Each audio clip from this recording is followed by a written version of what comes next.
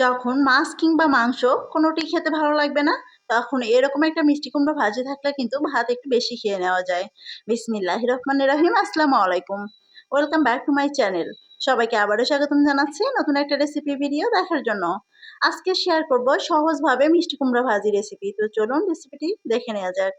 তো প্রথমে আমি চুলাতে একটা হাঁড়ি বসিয়ে তাতে দিয়ে দিলাম রেগুলার তেল এবং সামান্য পরিমাণ গোটা জিরা এবং 2টা শুকনো মরিচ।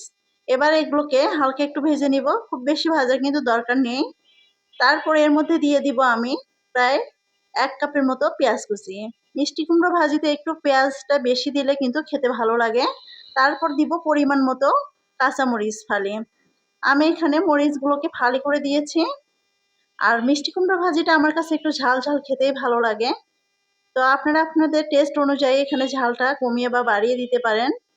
এখন পেঁয়াজ এবং মরিচটাকে আমি এরকম করে মানে নেড়েচেড়ে ভেজে নিব।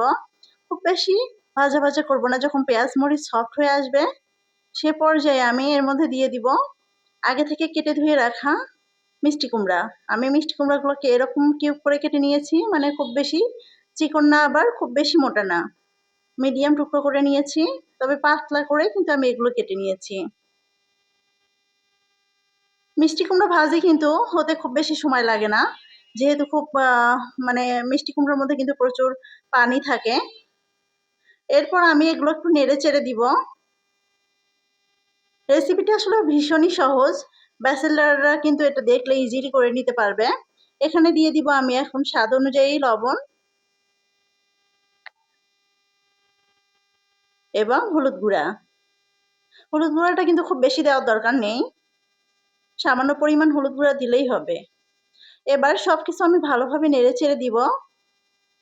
এই মিষ্টি কুমড়ো ভাজিতে আমি আর কোনো মশলা ইউজ করব না। এখানে আমি দিয়ে দিব 2 থেকে 3 চা চামচ পানি। তবে মিষ্টি কুমড়ো ভাজিতে কিন্তু পানিটা ইউজ না করলে হবে।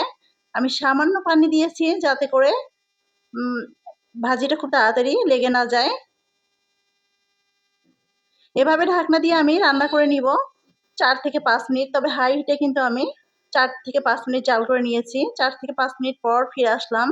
দেখতেই পাচ্ছেন আমার মিষ্টি কুমড়ো ভাজি থেকে কিন্তু অনেকটা পানি ছাড়িয়ে দিয়েছে এবং সিদ্ধ হয়ে গেছে। আর ছোট করে আপনি যখন মিষ্টি কুমড়োগুলো ভাজবেন দেখবেন যে 7 থেকে 8 মিনিটের মধ্যে আপনার মিষ্টি কুমড়োটা ভাজা হয়ে যাবে। এ পর্যায়ে চুলার আঁচটাকে আমি মিডিয়াম থেকে একটু কমিয়ে দিয়েছি। শেষের দিকে না চুলার আঁচটাকে বাড়িয়ে দিলে মিষ্টি কুমড়োটা পুড়ে যাবে, তখন কিন্তু এর টেস্টটা ভালো আসবে না। এখন এগুলোকে আলতো করে নেড়ে চেড়ে আমি ভেজে নিব। আপনারা চাইলে এগুলোকে আরো একটু ফ্রাই করে নিতে পারেন। আমি আর খুব বেশি ভাজবো না, আলতো হাতে নাড়াচাড়া করে দিতে হবে, না হলে কিন্তু মিষ্টি কুমড়ো ভাজিগুলো একদম গলে যাবে। মিষ্টি কুমড়ার গা থেকে যখন একদম পানি ছেড়ে দেবে, তেলগুলো যখন একদম ভেসে আসবে মানে উঠে আসবে, সে পর্যায়ে আমি এগুলোকেও নামিয়ে নিব।